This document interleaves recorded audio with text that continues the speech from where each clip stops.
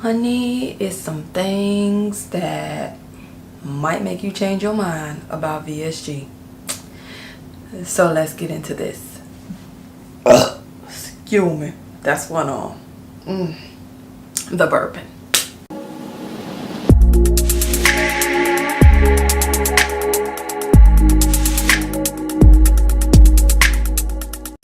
This list is in no particular order, but these were some things that I definitely thought were very important to know in advance because it may possibly affect your decision to have or not to have VSG. Again, these are just things that I felt people should know because oftentimes you don't find them out until after the fact.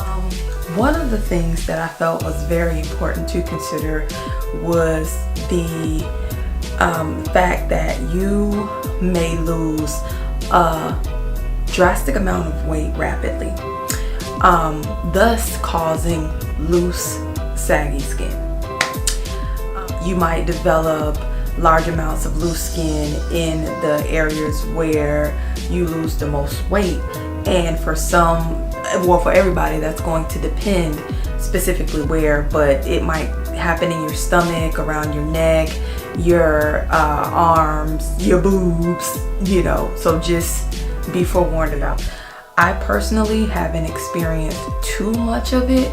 I do have loose skin in certain areas, but it hasn't been first of all, I don't lose weight really fast. I've never been someone that lost weight quickly, rapidly. Even post-op, I still don't lose weight fast, and so I think that has been somewhat of a saving grace for me, but everybody's body's different, so keep that in mind. Another topic, you may not be as regular as you were before. We're all adults about it. We all gotta go. It happens. However, there may be a sudden, drastic change in how often you're able to go, and that ain't no fun. You may have to use laxatives a whole lot more regularly, or fiber supplements in order to be able to go.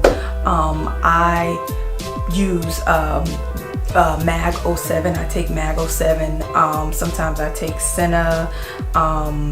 I tried Miralax. They recommend Miralax, right after.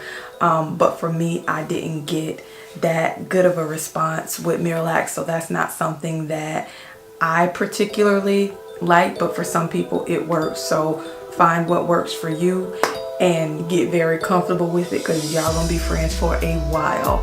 Your regularity will definitely change. There may be times where you may think you have to go and you really don't. It's just a feeling that you get sometimes. So like I said, it's very good to start looking into different supplements, because more than likely you will have to add something in to help you out.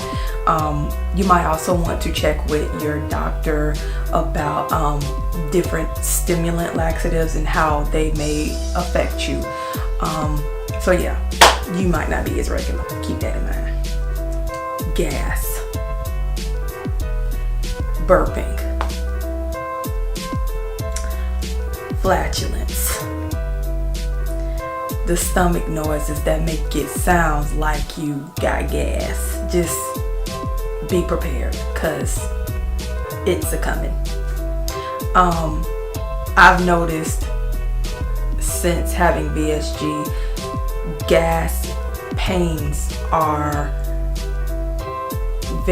gas in general, pains otherwise, whether it's painful or not, just the sounds are so, they're just a normal part of your life. Post-op is just normal. I'm letting you know now, and you may start experiencing it as soon as immediately following surgery, like that night following surgery.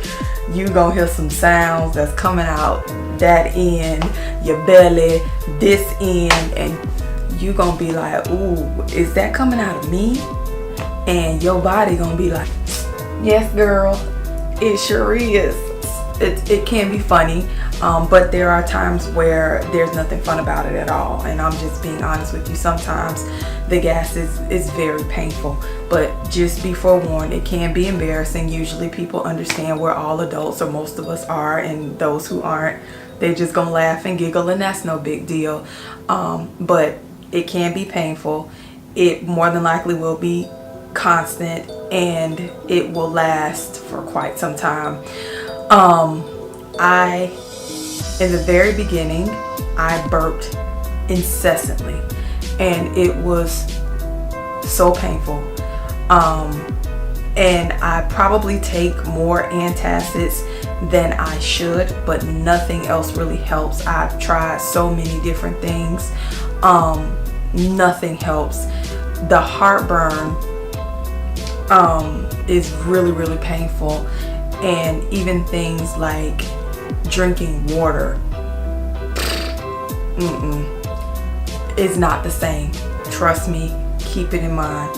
But more often than not, you are going to have to adjust to the gas, because it's going to be constant. As of this video, I am approximately 8 months post-op, maybe a little bit more than 8 months post-op, and it's slowed down, but it has not stopped. So it's just become a way of life now. Your friends, your loved ones, your relatives, just go ahead and let them know, look, sorry, it's just one of those things. Keep that in mind. Hair loss and or thinning.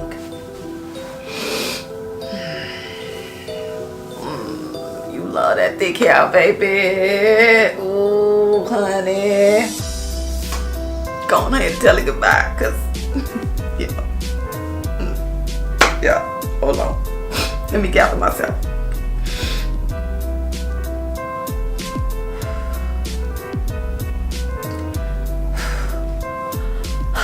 Okay, yeah, I think I can talk about this now.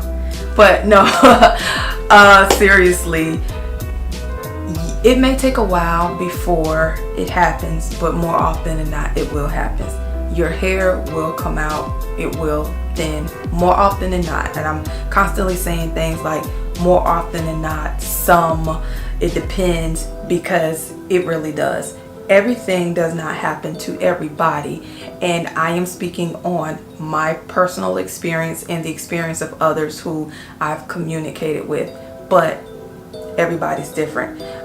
One thing I do know that is common for most people who experience the hair loss or thinning is that it happened around month 3. The 3rd month post-op is when you notice it. That's when I noticed mine, and I'm not gonna front, I almost cried. Like, I was so shocked. I have very thick, very natural hair, and it was coming out in clumps, not like a strand here or a strand there. I mean, I'll try to insert a picture here or there or somewhere, or you can always go over to my Instagram to see it if I don't put it in. But yeah, it was nerve-wracking. There are supplements and there are different regimens that work for people. I'll also try to leave a few suggestions in the description box below, but be forewarned, more often than not, you will experience thinning and or a loss of hair. So go ahead and make peace with that now. Another very important thing to consider prior to having VSG is the fact that your taste buds will more than likely change. So get ready. Foods that you used to be able to eat or foods that you used to enjoy will not be that enjoyable to you after surgery. And conversely, you may find yourself partaking in foods that you did not eat prior to surgery. This may be out of sheer desperation because you're going to have to readjust. And I think that's what a lot of people don't realize. And it's very important to consider that, because there are a lot of things that you will not be able to eat. Well, most definitely,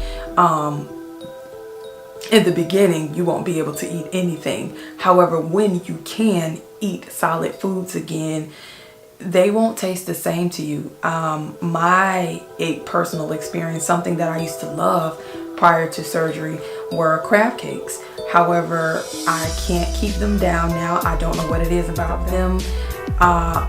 Just does not agree with me anymore. And I'm upset about that, because I love my crab cakes. But yeah, I really can't tolerate the taste. They really won't stay down.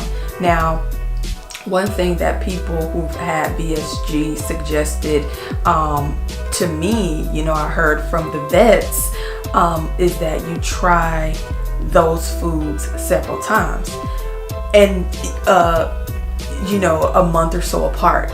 You space it out. You try it once, you see how it goes down. If it doesn't go down well and it was something you enjoyed, give it a little while, then try it again.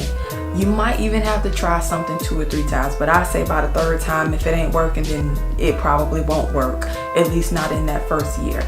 I've tried crab cakes twice so far, a few months spaced out. Neither time have they sat well. So RIP crab cakes. Deuces, I'm sorry, I can't. It's a wrap on those. Another thing to consider is that you may not be able to eat solid foods for much longer than the surgeon says or recommends. And each surgeon typically has a time frame for you to reintroduce certain foods. But just because that time frame is suggested, it doesn't necessarily mean that your new stomach may be able to tolerate those foods in that suggested period. For example, I was on liquids for 2 weeks following surgery. Then I was allowed to progress to pureed foods, which I stayed on for 2 weeks. Then from pureed, it was up to soft foods, and finally regular foods. However, regular foods like meat were extremely difficult for me to get down for quite a while. And I contacted my surgeon's office about this. I told them about this, and they suggested that I go back to the soft phase for a little while and then try it again. So certain things will be recommended to you, certain time frames before you can reintroduce regular foods. There's a stage for everything. There's usually a liquid phase again, and I'm talking about post-op. There's usually a liquid phase. There's usually a pureed, a soft, and then you progress back to regular. And with my particular surgeon, everything was on a 2-week basis. However, like I stated, I could not progress from soft to regular in 2 weeks. I think I had to stay or go back to the soft food phase for an additional week or 2. So keep that in mind. And it can be frustrating knowing that you can't eat when they're telling you that you may be able to. However, it's all a process. Everything are guidelines. They're in place to guide you, but they're not necessarily the rule of law for everyone. So these are things that I thought, you know, were very, very important for people to know prior to surgery, which is why I felt it important to make this video. Okay, y'all, so that is my video on important considerations prior to VSG. If you have any that I left off, definitely feel free to drop them below, and I would love to hear from you all. Thanks so much for watching. Don't forget to comment, rate, subscribe, all that good stuff, and I will see y'all next time. Bye.